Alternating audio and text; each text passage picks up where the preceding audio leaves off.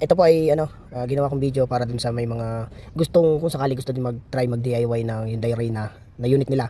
Usually, ang kagaya nung sa akin, malamang sa malawang, parehas nung sa akin na mahirap ibusina or malalim siya, halos binubugbog mo na, minsan hindi agad nagbubusina.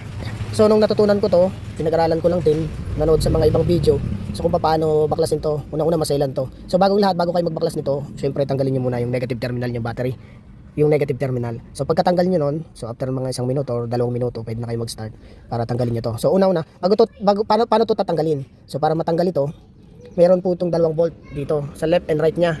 So dito nyo po matatagpuan dito sa magkabila, sa ilalim ng manubela. Isa dito, tapos isa dito. Gamit po ito, bili po kayo ng ganitong tools.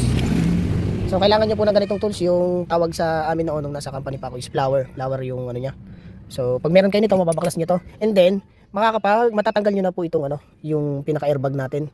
Tapos pag natanggal nyo na po ito, natanggal nyo yung 2 bolt dun sa magkabilang gilid, so matatanggal nyo na to. After nun, tanggalin nyo po yung 3 bolt. May 3 bolt po ito. Tapos ito, pwede nyo po itong i-unplug. Naka-plug lang naman po ito. Tapos 3 bolt, ito galing dito. Yan, 3 yan. Matatanggal nyo na po ito. So dandahan nyo lang po, ingatan nyo po lalo itong wire na to. So meron po yung spring. Nakita ko may spring siya dito. So para dun sa allowance ng point na to, na para pag anytime na magbubusina ka, pipindutin mo. So ginawa ko, binawasan ko yung spring niya. Ito.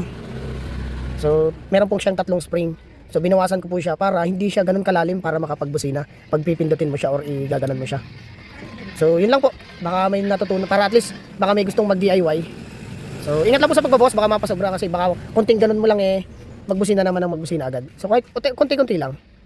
So yun lang, maraming salamat. Ingat. So yun idol, pa-subscribe and follow na lang sa aking YouTube channel para sa mga updated pa mga bagong video. Salamat.